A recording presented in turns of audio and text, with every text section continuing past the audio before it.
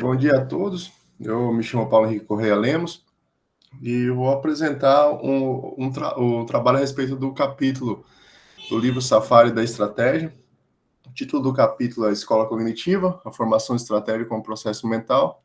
A disciplina é Administração Estratégica. Os docentes, professor Dr. Fábio Rogério de Moraes, professora doutora Ilusca Lobo Braga. Então, como introdução, né, os autores dizem que nós precisamos sondar a mente do estrategista para compreender a visão estratégica e como as estratégias se formam. Esse é, então, né, o trabalho da escola cognitiva. Ela é uma escola que tem atraído muitos pesquisadores. Os autores dizem, né, que ela atraiu muitos pesquisadores dos últimos 10 a 15 anos, né, da época que a obra foi escrita. E a escola cognitiva, ela trabalha muitas vezes associada a outras escolas, como a escola do posicionamento, por exemplo, em relação à cognição relacionada aos grupos estratégicos. Em uma pesquisa em 1990, a pesquisadora Lilly sugeriu que essa é uma das áreas mais populares de pesquisa em administração estratégica. Então, antes ocorria a seguinte questão, né? O que ocorria na mente dos executivos? Essa é uma incógnita, né, em grande parte desses líderes, né, executivos, porque os pesquisadores, eles estavam mais preocupados com os requisitos para pensar e não pensavam, né, como o pensamento surgia em si. Então, essa é uma abordagem diferente, né? A escola cognitiva, ela foca nisso, como o pensamento surge.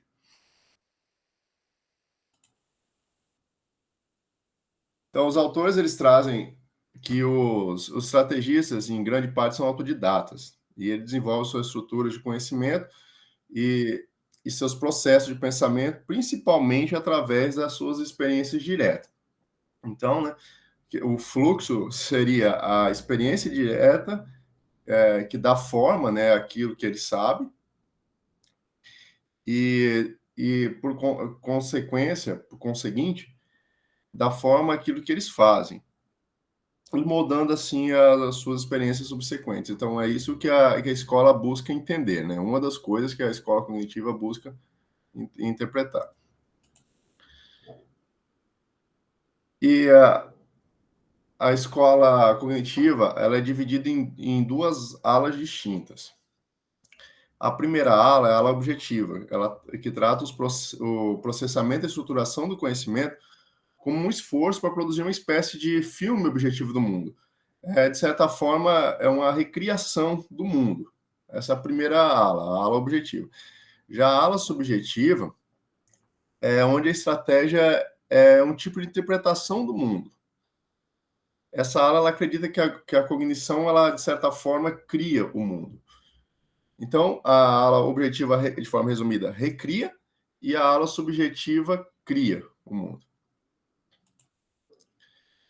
E o capítulo 6, né, do livro, ele funciona como uma espécie de ponte que liga as escolas de design, planejamento, posicionamento, a escola empreendedora, que são escolas objetivas, né, às escolas mais subjetivas de aprendizado, que seria, as escolas mais objetivas, que seria de aprendizado, de cultura, poder, ambiente e configuração.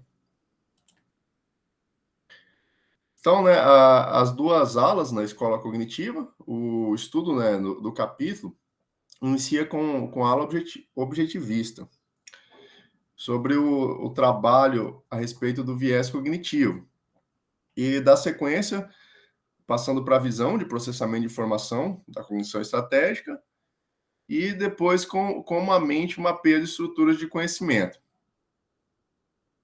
Passando então para a aula subjetivista, inicia com a cognição estratégica como um processo de construção e conclui com as observações sobre os limites da abordagem cognitiva, como estrutura para explicar o pensamento lógico. Então, é dessa forma que a obra foi dividida. Nós chegamos aqui ao tópico cognição como confusão, né? Esse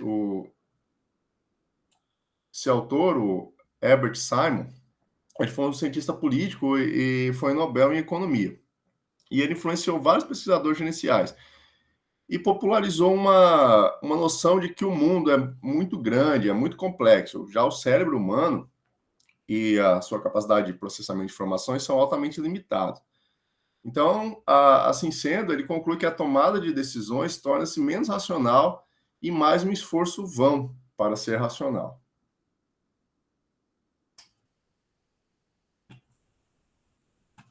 Só um pouquinho que meu mouse me deixou na mão.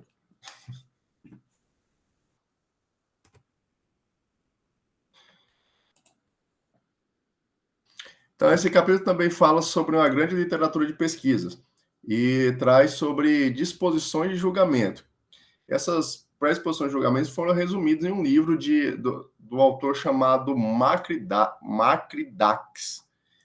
e como é demonstrado nessa tabela. Então, essa tabela aqui do livro do Mark Drax, ela traz para a gente, né, as tendências na tomada de decisões. De um lado, ela relaciona o tipo de tendência e a descrição dessa tendência. Então, por exemplo, né, a busca de evidência de suporte, uma disposição para colher fatos que conduzem a certas conclusões e desprezar outros fatos que as ameaçam. Inconsistência, incapacidade para aplicar os mesmos critérios de decisão em situações semelhantes. Então, nessa obra, ele resume na tabela 6.1 da obra de Macridax o tipo de tendência para a exposição de julgamento e a descrição dessas tendências. Chegamos aqui a outro tópico, crenças infundadas ou sabedoria convencional.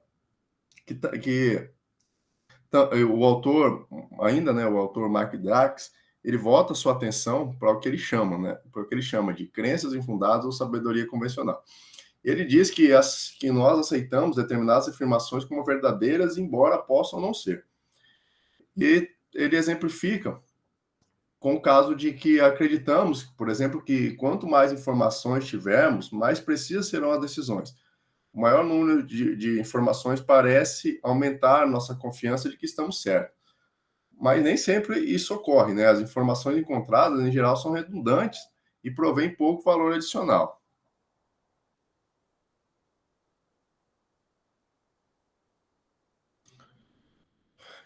Falando um pouco sobre analogia e metáforas, né, o texto fala que tanto as analogias como as metáforas, ela pode abrir, né, pode expandir o nosso pensamento, mas também pode simplificar em excesso, estreitando, de certa forma, um conjunto de soluções que deveriam ser consideradas. Então, Durkheim e Schwenk, não sei se é a pronúncia exatamente essa, em 1985, estudaram como essas e outras distorções podem afetar as decisões. Eles exemplificam aqui como, por exemplo, o raciocínio por analogia, né, onde um candidato à aquisição era visto pela gerência como a terceira perna, né, ele usa essa expressão, terceira perna do banco, dando suporte a altas taxas de retorno da empresa. E essa imagem, né, essa analogia, sugeria aos gerentes que entrassem em uma linha de negócio que não era ligada aos negócios correntes. Eles exemplificam, eles falam também da ilusão de controle, né, onde os responsáveis pelas decisões às vezes podem superestimar a extensão até onde os resultados de uma aquisição estão sob o seu controle pessoal.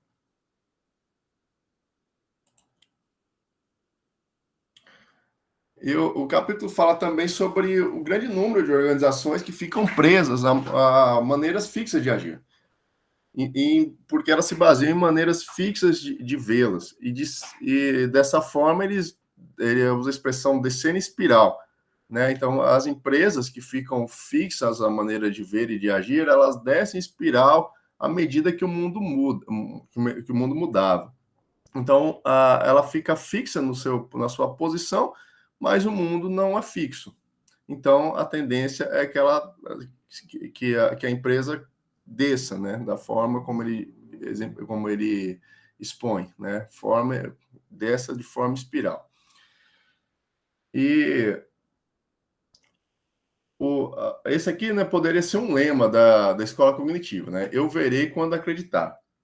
E os autores trazem, né, que estrategistas diferem os estilos cognitivos. E os psicólogos que estudavam essa característica do comportamento humano, como a complexidade cognitiva ou abertura, também ajudam a informar a geração de estratégia. Meires, em 1962, propõe 4 conjuntos de dimensões opostas, né, de estilos cognitivos. O primeiro, a extroversão, energizada pelo mundo exterior. O sentir, são opostas, certo? Então, a primeira, extroversão, e energizada pelo mundo exterior, e sua antagônica seria a introversão, energizada pelo mundo que há dentro da cabeça de cada pessoa. Professor, algum comentário? O senhor ligou o microfone? Não, deve ter sido algum dos colegas. Ah, tá, que eu não estou vendo a tela, desculpa. Então, continuando, né, a gente também tem a dimensão sentir, né, onde a informação vem de confiar nos seus sentidos. Oposta a ela, temos a intuição. A informação vem de se tentar compreender os padrões essenciais. Temos o pensar, que confia na análise, né, para a decisão, e temos outro sentir, que confia nos sentimentos para a decisão. O julgamento, né, viver de maneira planejada, ordenada e controlada, e a percepção, viver de maneira flexível e espontânea. Os autores também dizem que a combinação desses grupos levam a 16 tipos ou estilos possíveis, né? Então, nós temos esses 8 estilos que, combinados, geram outros estilos, 16 tipos diferentes. Então, chegamos aqui à cognição, né, como processamento de informação. Além da cognição individual, há também os efeitos de trabalhar no sistema coletivo para processar informações, né? Que esse sistema coletivo, processamento de informações, é denominado organização. Corner, Knick e Kitts, em 94, afirmaram que indivíduos e organizações operam essencialmente segundo os mesmos princípios. O processo da informação segue as etapas: atenção, codificação, armazenagem, né? Traz armazenagem, armazenamento, e recuperação. Escolha, avaliação e resultados.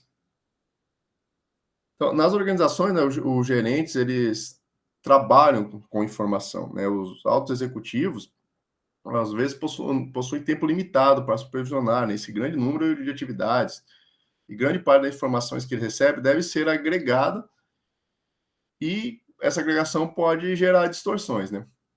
Então, aqui, seguindo o processo de informações, é ilustrado, né, nesse quadro dos resultados das organizações, que mostram, né, esse processo: atenção, codificação, armazenagem, né, recuperação.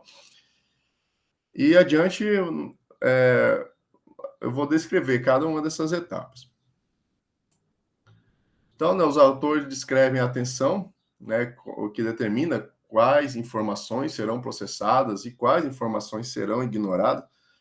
Codificação, que dá significado às informações, buscando categorizá-la entre as categorias já existentes. Como exemplo, a pessoa, né? Categorizar se a pessoa é faltou um L aqui, desculpa. Se a pessoa é um cliente ou se ela é um visitante.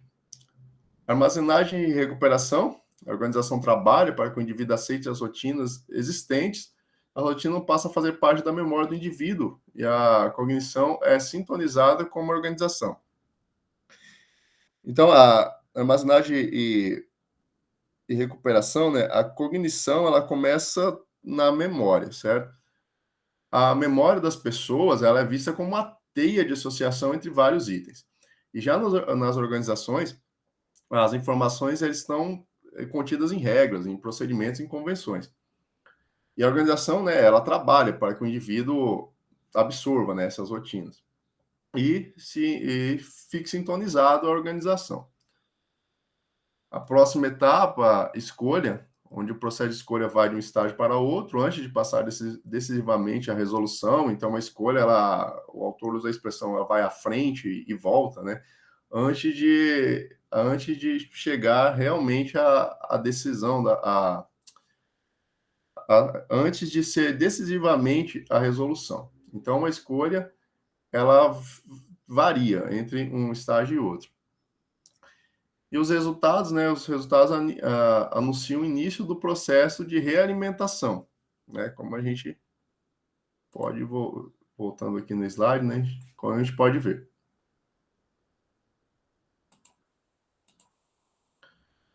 Então, chegamos aqui à cognição como mapeamento, né? Os autores dizem que estruturas mentais são essenciais para a organização estratégica, organizar o conhecimento. E para isso são usados muitos rótulos, né? Para denominar estruturas mentais. São usados os rótulos esquema, conceito, enredo, plano, modelo mental e mapa.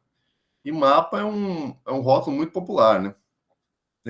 Os autores dizem que talvez isso se deva ao valor metafórico, né? Onde mapa significa navegação através de um terreno confuso com algum tipo de conhecimento. Unruh, em 1990, a Unruh é uma das autoras mais ativas, né, da escola cognitiva. Ela distinguiu os mapas cognitivos em dois grupos. Os que separam os fatores importantes para os gerentes, né, o exemplo, o perfil dos concorrentes importantes, e os que mostram a relação entre esses diferentes fatores. Por exemplo, concorrentes que irão reagir aos cortes de preço, cortando também os seus preços. O mapa do primeiro tipo é chamado de esquema.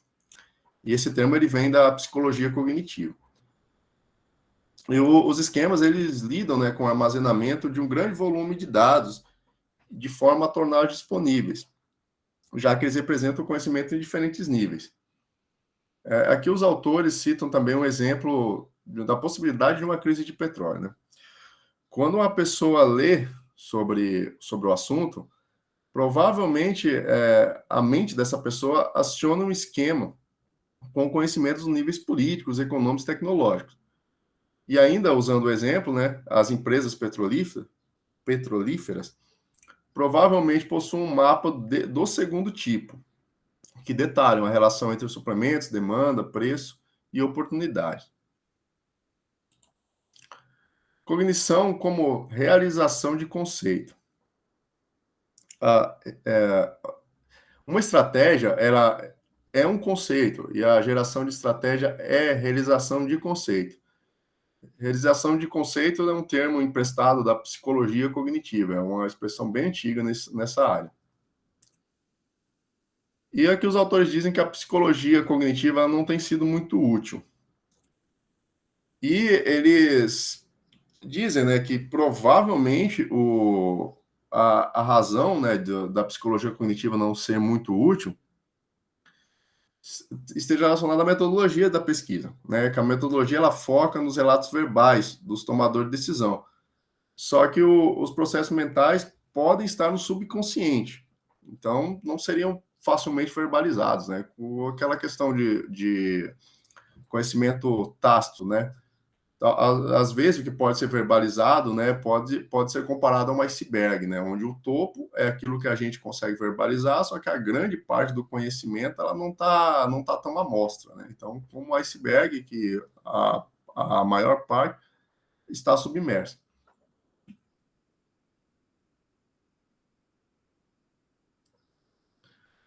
Simon, em 1987, afirmou que a essência da intuição está na organização do conhecimento para a rápida identificação. E o autor diz que intuição e julgamento são simplesmente análises congeladas em hábitos e na capacidade para resposta rápida através do reconhecimento. Mas essa aqui é uma visão questionável. Os autores eles trazem o caso de Edwin Land, né? Nesse caso, a filha do Land perguntou um dia, né, para ele por que ela acabou de tirar uma foto, né, aquelas máquinas antigas, mas por que ela não conseguia ver a foto? Então o Land ele resolveu solucionar aquele mistério, né? Ele diz que em menos de uma hora o filme e a química física se tornaram claras em sua mente. Então ele procurou um amigo para descrever uma câmera que daria uma foto instantaneamente. O Land ele foi o inventor da câmera Polaroid. E aqui a gente percebe que às vezes a fonte de inspiração pode ser misteriosa, né? É difícil a gente entender aqui como que o Land chegou a essa conclusão, né? E diante disso aqui surgem algumas questões. Por exemplo, qual elemento familiar Land reconheceu? Quais de suas análises estavam congeladas? Em que espécie de hábito, né? Isso daqui é citado pelo Simon. Como exatamente a sua racionalidade o limitou? E o Land ele afirmou que durante seus períodos de discernimento criativo, ele lida com tantas variáveis que não pode ser interrompido por um pesquisador exigindo protocolos verbais. Então, aqui a gente tem um exemplo de como é complexo esse processo. Então, os autores dizem que é preciso compreender, né, como estratégias sintetizam uma grande quantidade de informações intangíveis em novas perspectivas e traz um questionamento. Será que os psicólogos cognitivos buscam por indícios de comportamento mental em protocolos verbais e as respostas estão nos processos de intuição e inspiração? E a psicologia cognitiva pode mostrar menos útil do que uma ciência mais tangível. E os autores dizem que é um longo caminho para compreender os processos mentais críticos na formação de estratégia, como relação de conceito. E eles concluem, então, que a escola cognitiva, embora, né, seja potencialmente a mais importante entre as 10, em termos práticos, né, na época que a obra foi escrita, ela pode ser a de menor importância. Pegamos aqui a cognição como construção. Há um outro lado, esse é outro lado da escola cognitiva, que vê a estratégia com interpretação baseada na cognição como construção. Por essa visão interpretativa e construcionista, o que está dentro da mente humana não é a reprodução do mundo externo, né? Então aqui a gente já chega naquela segunda ala, na ala subjetiva. E a mente impõe algumas interpretações sobre o ambiente. Ela constrói o seu mundo. Os pesquisadores que defendem, né, que é essa ideia, são chamados de construcionistas sociais. E eles rompem com a ideia de aceitar o que as pessoas veem como um dado. E eles entendem que a realidade existe em nossa cabeça. E esses construcionistas sociais, eles devem muito, né, à revolução filosófica. E a revolução chegou à psicologia com um trabalho de um pesquisador chamado Bateson. O Gregory Bateson, né? Ele, através da sua experiência, uma teoria da brincadeira e fantasia, onde o Bateson observou alguns macacos brincando no zoológico, né? Ele questionou como os animais, né, que não se comunicavam diretamente, conseguiam se entender, né? Conseguiam entender que era brincadeira. Então, Bateson ele sugere que a resposta está naquilo que ele intitula de moldura. E para ele, a moldura, né, nesse caso, é a brincadeira. E ela permite que um macaco distingua os gestos que não são brincadeiros que não são, mesmo sem negociar um acordo para brincar, né? Então é como se aquele grupo de gestos tivesse cercado por uma moldura. Então, mesmo sem um acordo, né, um acordo verbal entre os animais, eles reconhecem aquele grupo de gestos como brincadeira. E ele diz também que o mesmo serve para os humanos, né? Só que nós possuímos uma quantidade maior de molduras e molduras mais complexas. E de acordo ainda com Bateson, as molduras psicológicas possuem algumas propriedades, né? Elas são exclusivas pela inclusão de determinadas mensagens e ações, né, dentro de uma moldura, por consequência, outras são excluídas. E elas também são inclusivas. Pela exclusão de determinadas mensagens, outras são incluídas. A e B, se a gente levar para o lado matemático, para o lado dos conjuntos, né, elas são a mesma coisa, mas os autores dizem que para a psicologia há essa distinção. Outra propriedade, né, eles estão relacionados com aquilo que o livro chama de premissas. A moldura do quadro diz ao observador o que ele não deve usar para interpretar o quadro. Então, a moldura, né, ela, de certa forma, ela faz com que o observador ele foque, né, naquilo que é mais importante e ignore o ambiente à sua volta. E elas são metacomunicativas. Qualquer mensagem oferece ao receptor instruções para compreender as mensagens dentro da moldura.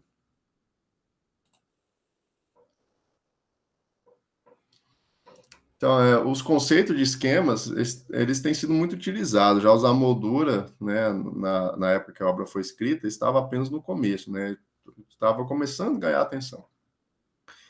E um estudo de molduras por gerência foi realizado por El Sawi e Paul Chant, onde eles estudaram 17 profissionais e gerentes que lidavam com informações sobre oportunidades estratégicas no mercado de telefones celulares. E o que houve, então, né? Um consenso emergiu sobre duas molduras, né? A primeira moldura é o mercado potencial para telefones celulares e a segunda, as aplicações para telefones celulares. Informações, né, sobre o perigo do celular ao dirigir um carro surgiram, né, e levaram um membro a declarar que a moldura precisava ser modificada. Diante disso, né, os outros membros trouxeram algumas informações novas, né, como os dispositivos de viva voz estavam sendo desenvolvidos e um celular também permite que o motorista peça socorro em caso de acidente. E essas novas informações persuadiram o membro que questionou a moldura, né, aquele membro do grupo. E então ele aceitou que a moldura estava correta. Esse estudo, né, ele aponta uma distinção entre esquema e moldura. Então, aqui os autores dizem que o esquema ele pertence ao indivíduo, enquanto a moldura pertence ao grupo. O esquema depende daquilo que o indivíduo vê e a moldura depende das dinâmicas grupais. O texto também traz né, sobre a importância, né, do vasto repertório de molduras, né, pelo gerente. Eles necessitam, né, ter visões alternativas de mundo. E eles citam também, né, eles fortalecem essa ideia, exemplificando o sucesso, né, de obras como uma obra que a gente já estudou, né, Images of Organization, né, de Gareth Morgan, 86, que ele oferece visões de organizações como máquina, organismo e cérebro. Então, assim, esse livro aqui é um exemplo, né, de várias visões alternativas do mundo, né, no contexto aqui das organizações.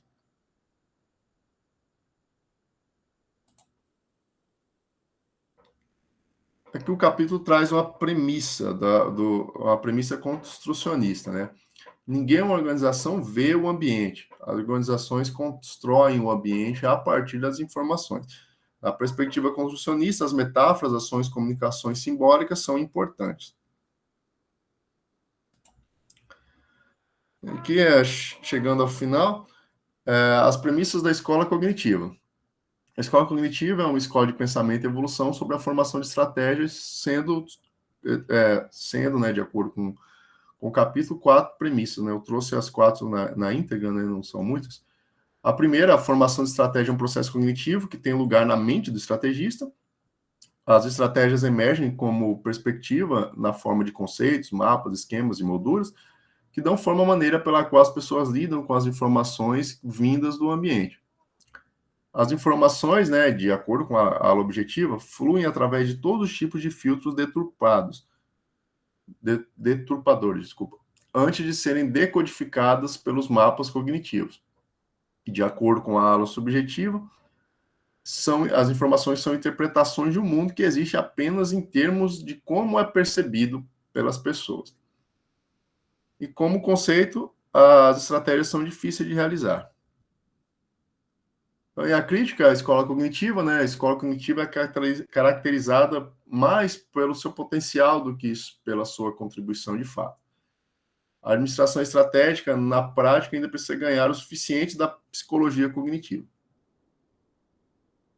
E a psicologia cognitiva ainda precisa resolver questões como o processo de formação dos conceitos na mente, como é, né, a formação dos conceitos na mente do estrategista. A escola cognitiva diz que precisamos compreender a mente humana para compreender a formação de estratégia. Mas isso pode ter implicações mais importantes para a psicologia cognitiva, como fornecedora de teoria, do que, de fato, para a administração estratégica como a sua consumidora. E era isso que eu tinha para trazer nessa manhã. Muito obrigado pela oportunidade.